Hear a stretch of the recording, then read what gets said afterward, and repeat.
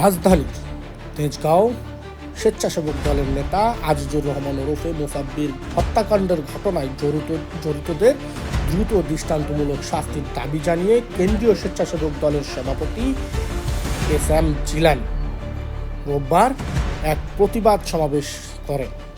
মোসাব্বির হত্যাকাণ্ড কোনো বিচ্ছিন্ন ঘটনা নয়, এটি রাজনৈতিক প্রতিহিংসা। অবিলম্বে প্রকৃত খুনিদের আইনের আওতায় এনে সর্বোচ্চ শাস্তি নিশ্চিত করতে হবে। এই ফ্যাসিবাদের বিরুদ্ধে লড়াই সংগ্রাম করেছে রাজপথে থেকে। মোসাব্বির ছিল জাতীয়তাবাদী শক্তির একজন সৈনিক। মোসাব্বিরকে পরিকল্পিতভাবে হত্যা করা হয়েছে এবং এই শক্তি যারা মোসাব্বিরকে হত্যা করেছে তারা মনে করে মোসাব্বিরকে হত্যা করার মধ্য দিয়ে জাতীয়বাদী শক্তিকে বাংলাদেশে নির্মূল করে দেবে, কিন্তু এটা অসম্ভব। আমরা বারবার প্রমাণ করেছি, আমাদের অনেক সহযোদ্ধা জীবন দিয়েছেন, অনেক সহযোদ্ধাকে গুম করে হত্যা করা হয়েছে, অনেক সহযোদ্ধা পঙ্গুত্ব বরণ করেছেন, কিন্তু আমরা কখনো রাজপথ থেকে ছেড়ে যাইনি। এই দাবিতে স্বেচ্ছাসেবক দলের উদ্যোগে রাজধানীতে একটি বিক্ষোভ মিছিল অনুষ্ঠিত হয়।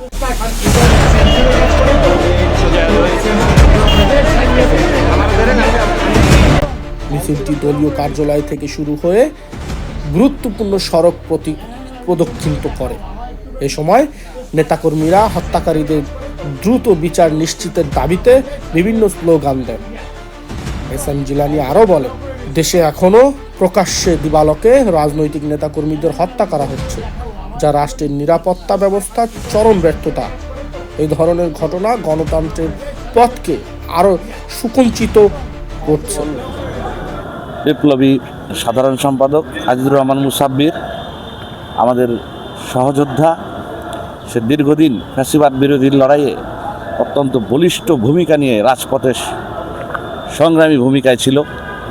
তার অবদান অনস্বীকার্য এবং দলে অবিস্মরণীয় হয়ে থাকবে। বিক্ষোভ মিছিলে স্বেচ্ছাসেবক দলের নেতাকর্মী, কেন্দ্রীয় ও মহানগর পর্যায়ের নেতাকর্মী উপস্থিত ছিলেন। নেতারা হুঁশিয়ারি দিয়ে বলেন, দ্রুত বিচার নিশ্চিত না হলে আন্দোলন আরও জোরদার করা হবে।